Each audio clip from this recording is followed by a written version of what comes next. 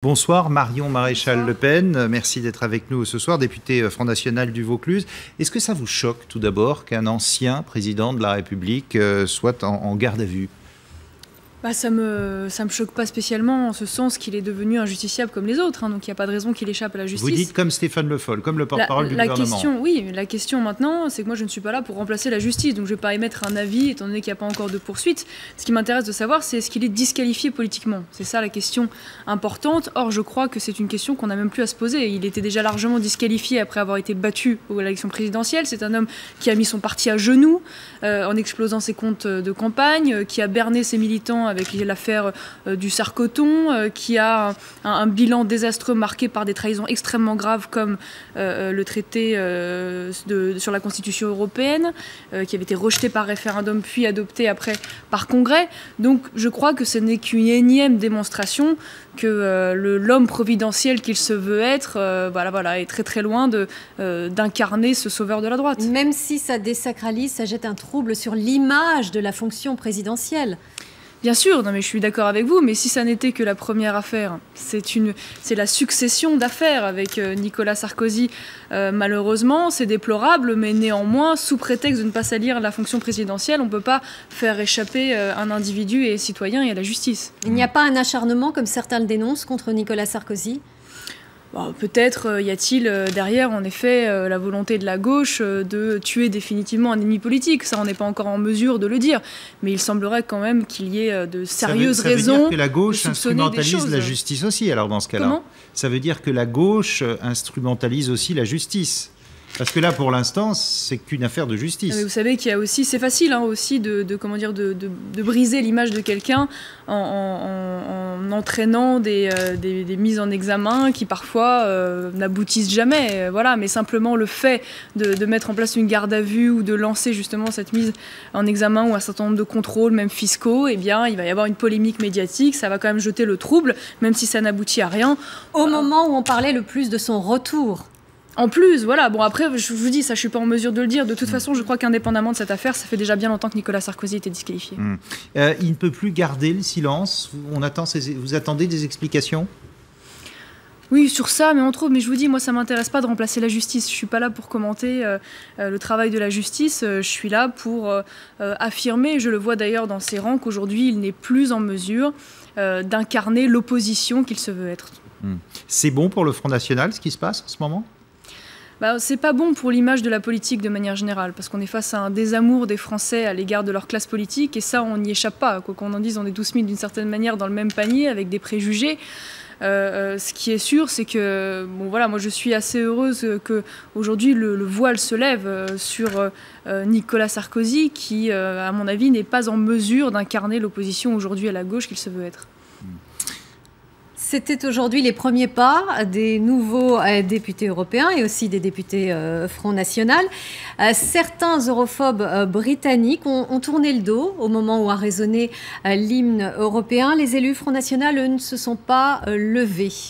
Alors, juste si je peux me permettre, nous ne sommes pas europhobes, parce que la phobie, vous savez, c'est une peur maladive. Alors, nous ne sommes pas malades, nous sommes simplement critiques à l'égard de l'Union européenne. C'est important de ne pas se laisser enfermer. Mais sur le fond, quand vous voyez ces images d'élus britanniques qui tournent le dos au moment où il y a l'hymne européen, l'hymne à la joie de Beethoven, qu'est-ce que vous en pensez ? Oui, c'est symbolique, puisque cet hymne était aussi attaché à la Constitution européenne qui avait été rejetée justement par référendum, en l'occurrence par les Français. Je pense que c'est un symbole.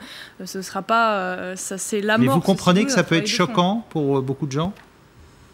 Non, je crois que c'est important de marquer le coup aussi politiquement, puisque il y a eu un message très très fort délivré par le peuple français, mais les peuples européens à l'égard de l'Union européenne qui n'a pas été entendu.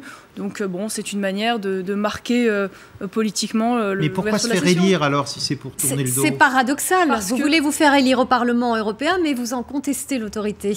Vous savez, il n'y aurait jamais eu de république si les républicains n'avaient pas siégé dans les assemblées monarchiques à un moment donné. l'Élysée. Donc je ne crois pas que la politique de la chaise vide soit la plus fructueuse politiquement. Bien au contraire, si nous leur laissions la place, ils pourraient mener leur politique sans aucune gêne. Or là, ils ont une opposition importante, très importante même au sein de ce Parlement, qui va permettre quand même de constituer, je le pense, des minorités de blocage et en plus d'informer la population sur ce qui se déroule dans cette Assemblée. Même si vous n'avez pas réussi à former un groupe. Pour le moment, parce qu'en réalité, c'est un contretemps. Vous savez que nous sommes libres de pouvoir constituer ce groupe tout au long du mandat. J'ai parfaitement confiance en Marine Le Pen lorsqu'elle affirme qu'elle parviendra à constituer ce groupe. Je pense qu'il faut le voir au contraire comme un gage de responsabilité. C'est-à-dire qu'on aurait pu le constituer, ce groupe, mais voilà, Marine Le Pen n'a pas voulu le constituer à tout prix et pas au prix de sa cohérence politique. Elle n'a pas pu le faire pour l'instant. Elle n'a pas trouvé les 7 nationalités différentes. Elle aurait pu, mais je vous dis qu'elle n'a pas voulu le faire au prix de sa cohérence politique, de notre respectabilité. Elle affirme pouvoir reprendre justement ces négociations en septembre et aboutir à ce groupe. Je la crois, je suis parfaitement en confiance sur ce sujet. Changeons de sujet. Le mondial, il n'y a pas eu d'incident hier lors d'Algérie-France. C'était calme. Pourquoi stigmatiser les Algériens et pourquoi Marine Le Pen leur demande d'abandonner la double nationalité? C'est pas une stigmatisation. Il ne faut pas se tromper de débat. Hein. L'objectif, c'est pas de critiquer la liesse populaire de supporters de foot. La question, c'est lorsqu'il y a des matchs avec l'Algérie spécifiquement, chaque fois, c'est prétexte à de la casse, qu'il gagne ou qu'il perd d'ailleurs, à de la casse, à des démonstrations anti-françaises. Moi j'ai eu des informations contraires, mais bon, disons qu'on a très peu d'informations aussi, c'est compliqué, à des démonstrations anti-françaises qui sont à mon avis la partie visible de l'iceberg, qui est celui en effet, mais qui n'est pas propre d'ailleurs aux immigrés algériens, de dysfonctionnement dans la politique d'intégration, parce que justement la nationalité française aujourd'hui est bradée. Et la question de la double nationalité se pose parce qu'on ne peut pas avoir une double allégeance. Christian Estrosi a raison quand il veut interdire donc, les drapeaux ostentatoires, comme dit le maire de Nice, jusqu'à la fin du mondial. Honnêtement, pour moi, c'est un gadget. C'est un gadget politique, voilà. Ça règle pas le fond du problème, qui est justement ce dysfonctionnement de la politique d'intégration manifeste et qui d'ailleurs ne date pas d'aujourd'hui, mais qui datait déjà du gouvernement Sarkozy que soutenait M. Estrosi. On peut être intégré et soutenir l'équipe dont on se sent proche aussi. Il y a des millions de franco-algériens ou de gens des deux côtés de la Méditerranée. De dire que l'on est intégré lorsque l'on casse et systématiquement, que l'on viole les lois de la République et qu'on prend prétexte justement d'un match de foot pour faire des démonstrations de haine anti-française. Là, on parle d'une minorité, mais d'une minorité qui existe malgré tout et qui sont quand même symptomatiques chaque fois qu'il y a ce match avec l'Algérie. Une image, Thibault? Oui, une image fait le tour des réseaux sociaux. On voulait en parler avec vous, Marion Maréchal Le Pen. Hier, à Bourges, les supporters français fêtaient la victoire des Bleus face au Nigeria quand un homme a brandi un drapeau de l'Algérie avant d'utiliser son briquet pour y mettre le feu. Certains de ses amis lui disent « ça ne sert à rien, arrête », mais lui continue. Finalement, la vidéo continue, a été mise en ligne aujourd'hui et fait un tollé sur les réseaux sociaux.